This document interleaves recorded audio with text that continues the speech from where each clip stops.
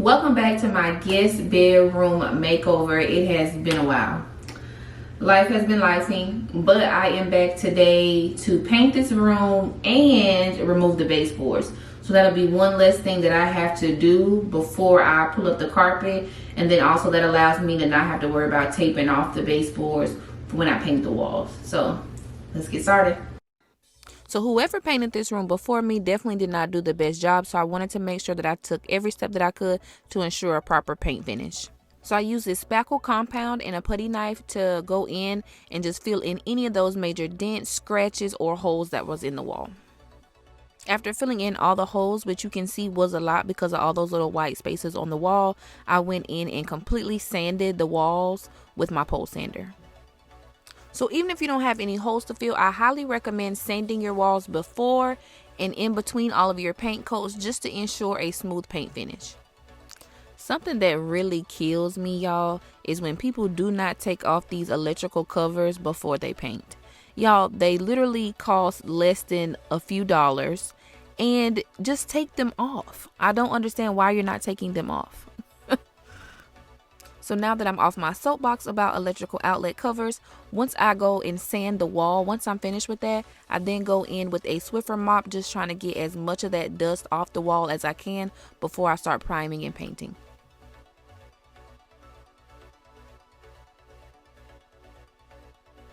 And once you see this Swiffer mop, you're going to see exactly why you need to be cleaning down the walls after you sand them, because that's disgusting. Alright, so I gave myself a little challenge. I'm trying to get as much done as I can today. So I want to see how long it takes me to paint this door and the trim. Let's go. So anytime I paint a room, I just go ahead and paint the trim and the doors, just because you want everything to have just a fresh coat of paint. I also do this before I paint the wall, so that way I'm really not, worried about getting any paint on the walls when I am painting the trim.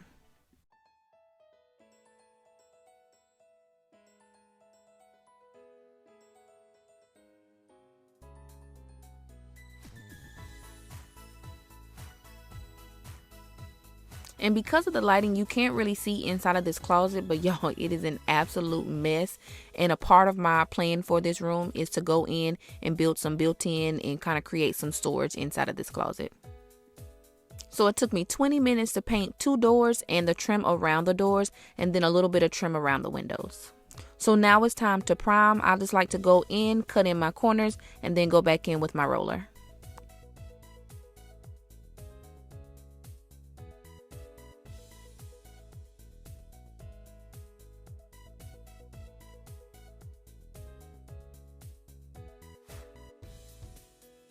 In order to cut down my paint time as much as possible, I wanted to avoid putting up any painter's tape, so I tried to go in and get as close to the edge as I could with my primer and my paintbrush.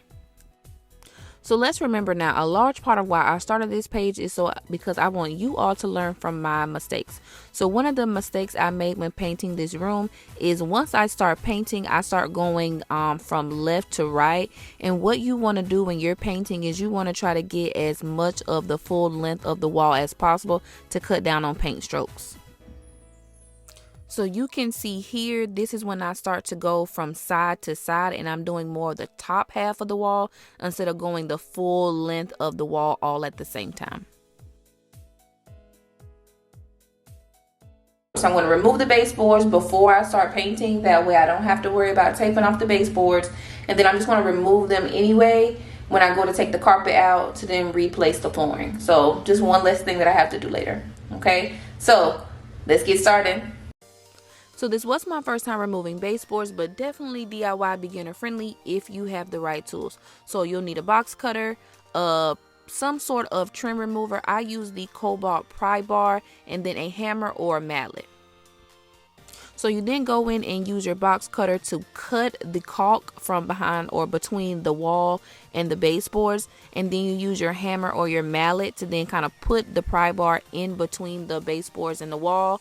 And then once you have kind of separated that all the way down, then you'll start pulling on that pry bar to then separate the baseboard from the wall.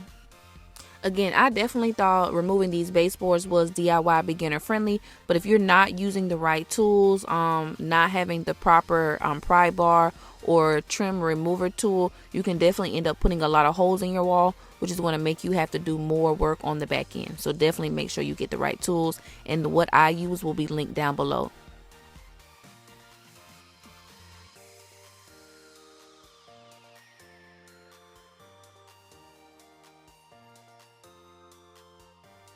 For this project, I still haven't decided if I'm going to reuse the baseboards that I'm taking off, or if I'm going to go with a thicker, more modern look for a baseboard. So when I took the baseboards off, I did number them, starting with the first one that I took off to the last one that I took off. So that way, if I do reuse them, it'll be easier for me to put them back to where they came from.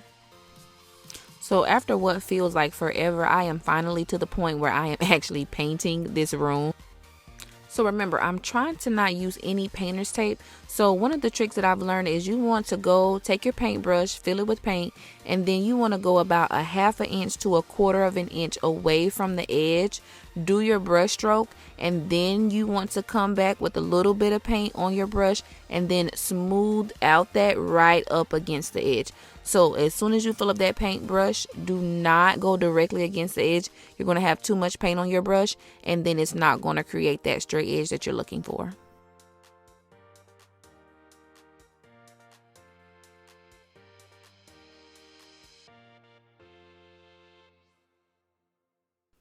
And I don't know about y'all, but literally it takes me so long to come up with a paint color.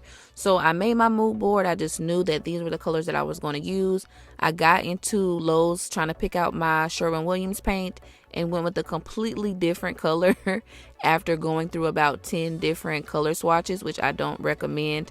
But I did end up going with Sherwin Sand Dollar.